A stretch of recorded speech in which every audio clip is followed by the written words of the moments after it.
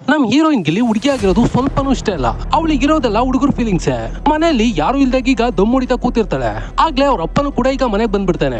ಏನ್ ಮನೆ ತುಂಬಾ ಇಷ್ಟೊಂದು ಹೊಗೆ ತುಂಬಿಕೊಂಡಿದ್ಯಲ್ಲ ಅಂತ ನೋಡ್ಬೇಕಾದ್ರೆ ಅವಳ ಮಗಳೀಗ ಮನೆ ತುಂಬೆಲ್ಲ ಸಾಂಬ್ರಾಣಿ ಹಾಕಿ ಮ್ಯಾಚ್ ಮಾಡ್ಬಿಟ್ಟಿರ್ತಾಳೆ.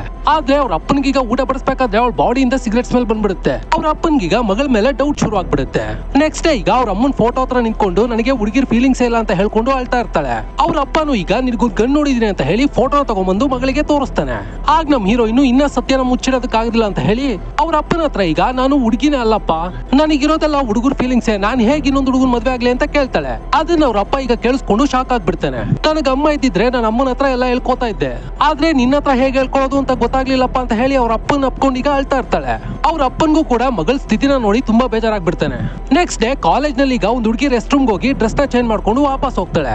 ಈಗ ಅಲ್ಲಿ ಕೆಲಸ ಮಾಡ್ತಿದ್ದ ಹೌಸ್ ಕೀಪಿಂಗ್ ಆಂಟಿ ಬಚ್ಚಿಟ್ಟಿದ್ದ ಮೊಬೈಲ್ ನ ತಗೊಂಡೋಗಿ ಲೈಬ್ರರಿ ಹತ್ರ ಕೊಡ್ತಾಳೆ. ಇನ್ಮೇಲೆ ಈ ತರ ಕೆಲಸ ಎಲ್ಲ ನಾನು ಮಾಡಲ್ಲ, ನನ್ನ ಬಿಟ್ಬಿಡಿ ಅಂತ ಹೇಳಿ ಅಲ್ಲಿಂದ ಹೋಗ್ಬಿಡ್ತಾಳೆ. ಈ ಲುಚ್ಚ ನನ್ ಮಗ ಇದಾನಲ್ವಾ, ಈ ತರ ವಿಡಿಯೋಗಳನ್ನ ಇಟ್ಕೊಂಡು ಹುಡುಗಿನ ಬ್ಲಾಕ್ ಮೇಲ್ ಮಾಡ್ತಾ ಇರ್ತಾನೆ. ಈಗ ಒಂದು ವಿಡಿಯೋನ ವಾಣಿ ಅನ್ನೋ ಹುಡುಗಿಗೆ ತೋರಿಸ್ತಾನೆ. ನಾನು ಹೇಳ್ದ ಕೇಳಿಲ್ಲ ಅಂದ್ರೆ ಈ ವಿಡಿಯೋನ ನಿಮ್ಮ ಅಪ್ಪ ಅಮ್ಮನ್ ಕಳಿಸ್ತೀನಿ, ಹಾಗೆ ಇಂಟರ್ನೆಟ್ ಅಲ್ಲಿ ವೈರಲ್ ಮಾಡ್ತೀನಿ ಅಂತ ಹೇಳಿ ಅವಳನ್ನ ಎದುರಿಸ್ತಾನೆ. ಆಗಲ್ಲಿಗೆ ನಮ್ ಹೀರೋಯಿನ್ ಬಂದು ಅವನ್ನ ಹೊಡೆದು ವಾಣಿನ ಕಾಪಾಡ್ತಾಳೆ.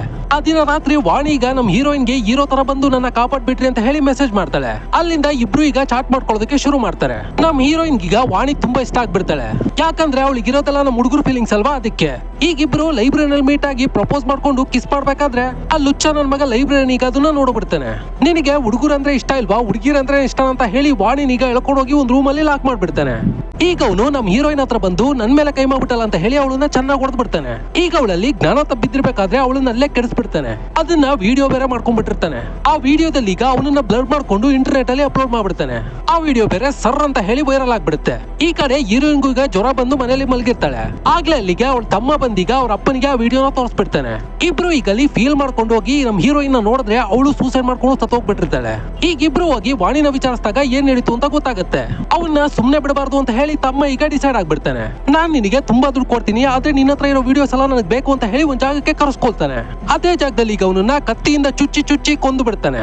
ಇದೇ ತರ ಪ್ರತಿದಿನ ಹೊಸ ವಿಡಿಯೋಸ್ ಗಳನ್ನ ನೋಡ್ಬೇಕು ಅಂತ ಹೇಳಿದ್ರೆ ಫಾಲೋ ಮಾಡೋದನ್ನ ಮಾತ್ರ ಮರ್ತೋಗ್ಬೇಡಿ. Thank you.